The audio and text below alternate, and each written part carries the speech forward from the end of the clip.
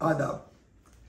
आज का ये एपिसोड एक ख़ास मुनासिबत से है और वह ये है कि लखनऊ क्या पूरे उत्तर प्रदेश में म्यूनिसिपल कॉरपोरेशंस के इलेक्शन हो रहे हैं, जिसको उर्दू अखबारों में लिखते हैं बल्दियाती इंतखाबात। अब बल्दियाती से क्या माने हैं? बल्दियाती माने अरबी में कहते हैं बलद, बलद माने सिविक अफेयर्स जो होते हैं, तो इसीलिए बालदा कहते हैं जहाँ ये सफाई सुथराई की चीज़ें रखी जाती हैं और सफाई सुथराई के जो सिविक अफेयर्स के जो लोग होते हैं जमा होते हैं। हर शहर में बालदा होता है, लखनऊ में कई बालदे हैं। तो ये तो बात हो गई बालदे की। इसके इलेक्शन के सिलसिले में आपने एक किस्सा बहुत मरतबा सुना होगा और वो ये, उसको अलग अलग अंदाज से लोगों ने पेश किया, लिखा भी है और उसको यूट्यूब पर भी है कि हकीम शमसुद्दीन साहब का इलेक्शन 1920 में एक मशहूर तवायफ दिलरुबा जान से हुआ था। तो उसमें क्योंकि वो तवायफ बहुत मकबूल थी और हकीम साहब भी बहुत मकबूल थे, तो दोनों का बड़ा कांटे का इलेक्शन था 1920 में। हकीम साहब 35 बरस तक मुसलसल इलेक्शन जीतते रहे थे, लेकिन वो इलेक्शन उनका आखिरी इलेक्शन था और उसमें इस मुकाबले की वजह से वो बहुत ज़्यादा परेशान भी थे और उनको तशवीश भी थी कि जीतेंगे कि नहीं जीतेंगे। तो उन्होंने एक नज्म की तरह से एक शेर जो थे वो नज्म किए और उसको दीवारों पे लिखवा दिया है, हिदायत चौक के हर वोटर शौकीन को दिल दीजिए दिलरुबा को, वोट शमसुद्दीन को। ये जब देखा दिलरुबा जान ने तो उन्होंने इसके जवाब में लिखवाया है, हिदायत चौक के हर वोटर शौकीन को वोट देना दिलरुबा को, नफ्स शमसुद्दीन को, क्योंकि हकीम साहब थे शमसुद्दीन साहब। खैर इलेक्शन हो गया और हकीम साहब इलेक्शन जीत गए। अब ये तो किस्सा बहुत अलग अलग अंदाज से बयान किया जाता है और किया भी जाना चाहिए, लखनऊ की खास रिवायत का ये नुमाइंदा है ये किस्सा। लेकिन क्या आप जानते हैं कि आखिर हकीम शमसुद्दीन साहब थे कौन? ये कहाँ से आए थे और ये इस कदर मकबूल क्यों थे शहर में? इसके लिए हमें जाना पड़ेगा कुछ तारीखी पस मंज़र में। लखनऊ में हर कौम, हर बिरादरी, हर ज़ात पात के लोग रहते हैं। इसमें कश्मीरी भी हैं। कश्मीरियों में 3 स्ट्रीम्स हैं। एक तो है कश्मीरी महल्ले वाले, जिसको कहते हैं कश्मीरी मोहल्ले वाले, कश्मीरी ब्राह्मण यानी पंडित हजरात। ये लोग आए थे लखनऊ में। सबसे पहले कश्मीरियों की आमद इन्हीं के साथ हुई। ये शायद शुजाउद्दौला के साथ या बहू बेगम के साथ दिल्ली से आए, दिल्ली से फैज़ाबाद आए और फैज़ाबाद से जब आसिफउद्दौला बहादुर ने अपना दारुल हुकूमत जो था, कैपिटल था, वो लखनऊ बनाया, तो उनके साथ ये आ गए और कश्मीरी महल्ले में रुस्तम नगर के करीब इनको आबाद किया गया, जिसका नाम कश्मीरी मोहल्ला हो गया। इसके सिलसिले में आपको तफसील से किसी और एपिसोड में बताएंगे। 2 और लोग आए इनके बाद मोहम्मद अली शाह के ज़माने में। ये लोग आए थे 1774-75 के दरमियान। लेकिन उसके बाद जो 2 लोग और आए वो थे शिया कश्मीरी और सुन्नी कश्मीरी। शिया कश्मीरी मोहम्मद अली शाह के ज़माने में आए, यानी 1842-45 के दौरान, और उनको आबाद किया गया मकबरे जनाब आलिया के अतराफ में और वजीरगंज में। मकबरे में के जो कश्मीरी हैं, वजीरगंज के जो कश्मीरी हैं, उनमें आपस में रिश्तेदारियाँ हैं, सब खानदान बटे हुए हैं, किसी का मैका है, किसी की ससुराल है वगैरह। अब ये सुन्नी कश्मीरी हजरात जो थे, ये लोग बसे कटरे में, नखास में जो कटरा है, अबू तुराब खां और उसके अतराफ में, ये सब लोग वहाँ आबाद हुए और इनका सरनेम है ख्वाजा। ये ख्वाजा हजरात हैं जिस खानदान से हकीम शमसुद्दीन भी थे। अब आपको बताएं, नामी प्रेस जो है कजलबाश हाउस के पहलू में, कंगी वाली गली में, ये ख्वाजा हजरात का है। ये ख्वाजा है सब, ये कश्मीरी सुन्नी मुसलमान हैं। और ख्वाजा मोहम्मद रायक बहुत लोगों को याद होंगे, पुराने लोगों को तो ज़रूर याद होंगे। बड़े मशहूर वकील थे, सिविल डिफेंस के चीफ वार्डन थे, कटरे में ही रहते थे, जिनकी बेटी हुमा ख्वाजा आजकल करामत हुसैन इंटर कॉलेज की या तो डिग्री कॉलेज है उसकी प्रिंसिपल है। और उनके भाई ख्वाजा फायक, ख्वाजा रायक और मोहम्मद शकील एक MLA हुआ करते थे, वो भी कश्मीरी ही थे। अच्छा, नामी प्रेस का जब जिक्र आया तो नामी प्रेस नवल किशोर प्रेस के बाद शहर का सबसे बड़ा प्रेस था। नवल किशोर प्रेस पे तो पूरे 3-4 एपिसोड हो सकते हैं, मुंशी नवल किशोर और उनके प्रेस पर। बहुत इब्तदाई उनकी खिदमत है लखनऊ में प्रिंटिंग के सिलसिले से। अब नामी प्रेस जो था वो अपने ज़माने का सबसे बड़ा प्रेस था। सरफराज प्रेस भी आया उसके बाद, फिर निज़ामी प्रेस आया, अलवाइस प्रेस था, उर्दू के बहुत से छापे खाने थे, लेकिन नामी प्रेस की एक ख़ास अहमियत थी। और आपको जान के खुशी होगी, ये बहुत मालूमात लोगों को है नहीं कि पंडित जवाहरलाल नेहरू की शादी का जो कार्ड था वो नामी प्रेस में ही छपा था। नामी प्रेस 1883 में कायम किया गया था और उसको 100 बरस हो चुके हैं।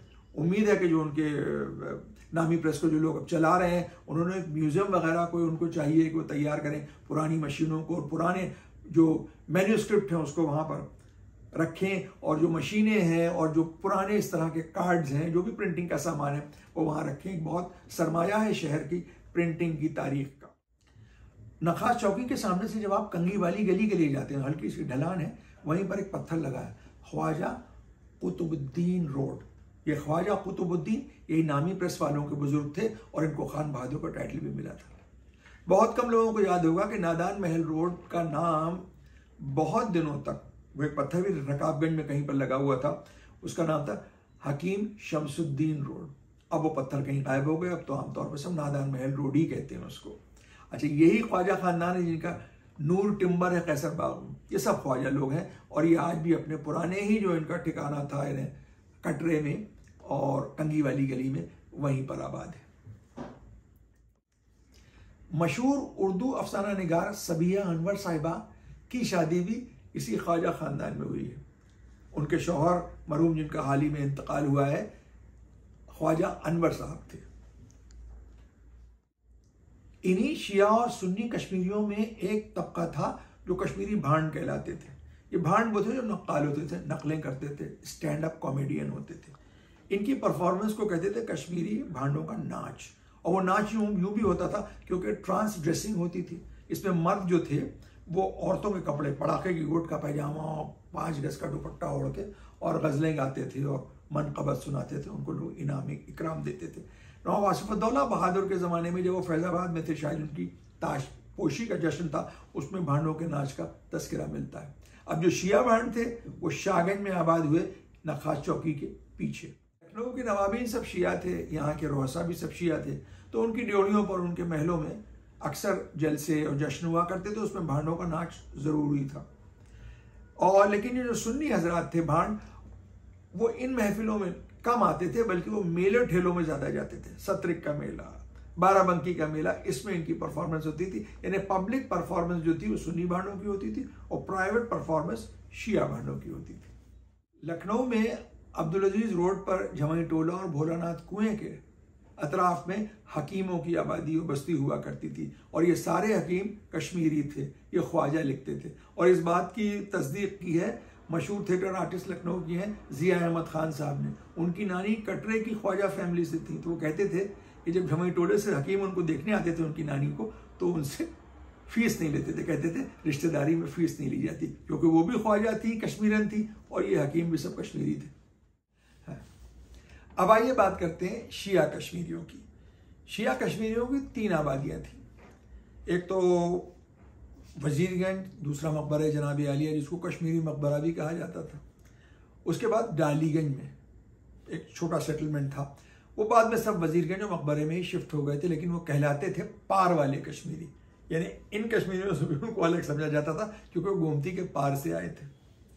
बहरहाल अब मकबरा जनाब आलिया में जो कश्मीरी थे वो सब पढ़ने लिखने वाले ज़्यादा थे। इनमें बहुत से उलमा थे मशहूर, अमामे वाले, पगड़ी पहनने वाले मौलवी जो थे। उनमें एक बहुत मशहूर नाम है, वो है मौलाना अबुल हसन साहब क़िबला का। बहुत जय्यद आलिम थे अपने ज़माने के और उनके लिए कहा जाता है कि उनका ताउन जो है बहुत ही अहम था मदरसा नाज़मिया के कायम करने में, जो नाज़मिया मदरसा है लखनऊ में। इसके अलावा और भी बहुत से हजरात थे कि जो पढ़ने पढ़ाने का काम किया करते थे। इसके साथ साथ एक और ख़ानदान था, वो बहुत मशहूर था मकबरे जनाब आलिया में, वो थे डोमिनिक वाले। अब ये डोमिनिक वाले क्यों कहलाते थे? क्योंकि वो फ़र्द नवीसी करते थे। फ़र्द नवीसी माने पटिशन राइटिंग। वो फ़ारसी में पटिशन लिखते थे और उसको अंग्रेज़ी में तर्जुमा करते थे अंग्रेज़ साहब के लिए। यानी इससे मालूम होता है कि वो इतने पढ़े लिखे थे, कश्मीरी सब पढ़ने लिखने का ही काम करते थे कि वो फ़ारसी और अंग्रेज़ी दोनों जानते थे। और एक डोमिनिक कोई साहब थे, वकील थे या कोई बहुत बड़े अफसर थे रेजिडेंसी में या उसके बाद, तो इसलिए उनके लिए वो लिखते पढ़ते थे, इसलिए वो डोमिनिक वाले कहलाते थे। एक ख़ानदान और था जो दरोगा वाले कहलाते थे। वो दरोगा वाले क्यों कहलाते थे?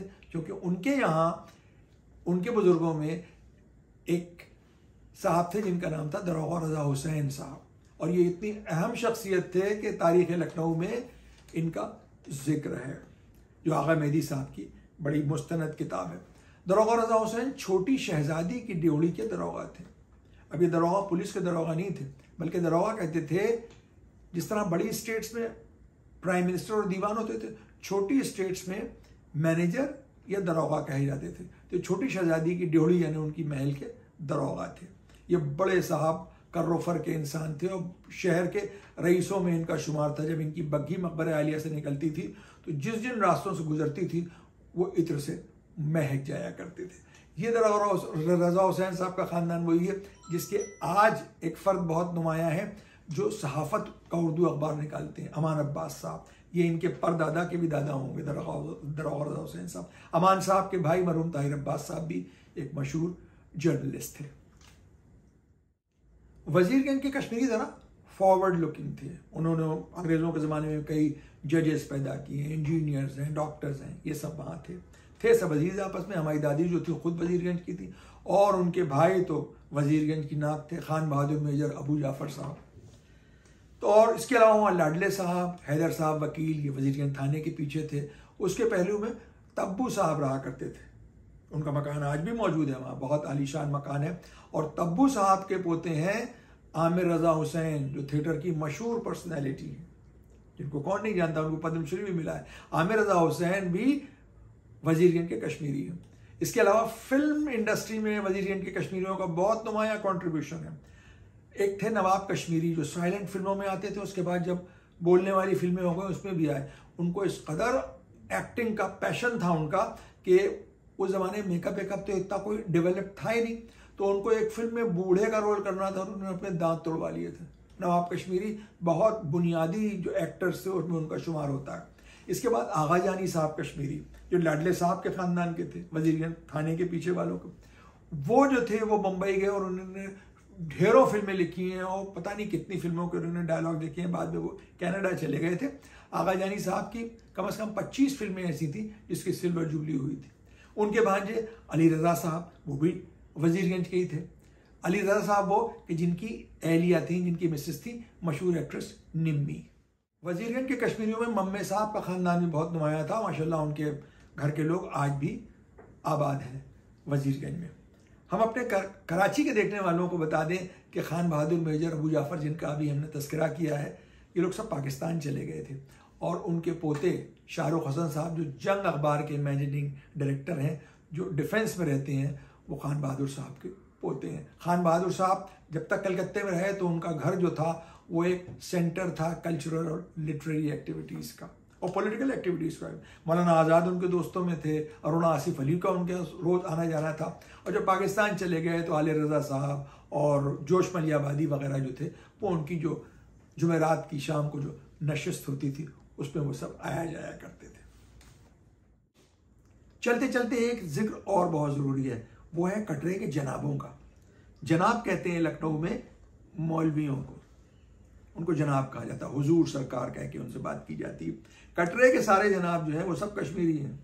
सैयद अहमद साहब, सैयद अली साहब, ये सब, और इनको हम लोग अपना जनाब कहते हैं। यानी इतना ज़्यादा इस बात को लेकर ताज्जुब था कि हम लोगों के महल्ले में किसी लड़की की शादी हुई तो कोई जनाब मिल नहीं रहे थे, तो कहीं और से एक जनाब आ गए, उन्होंने निकाह पढ़ा दिया। औरतों ने क़यामत कर दी कि रुखसती जब तक होगी जब तक हमारे जनाब नहीं आएंगे कटरे से। तो तारों की छाँव में वो जनाब डोली पे लाए गए कटरे से, उन्होंने नमाज पढ़ाई और फिर लड़की की रुखसती हुई।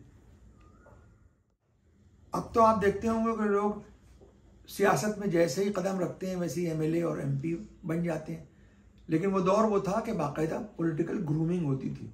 लोग शुरू करते थे म्यूनिसिपल बोर्ड से। इसका अंदाज़ा आप इससे लगाइए कि चौधरी खलीकुज़्ज़मान मुस्लिम लीग के बहुत बड़े लीडर थे और अली ज़हीर कांग्रेस के बहुत बड़े लीडर थे। तो अली ज़हीर साहब और खलीकुज़्ज़मान साहब का मुकाबला होता था लखनऊ म्यूनिसिपल बोर्ड की चेयरमैनशिप के लिए। ये मेयार था उस ज़माने में ये इलेक्टेड ऑफिसर्स का।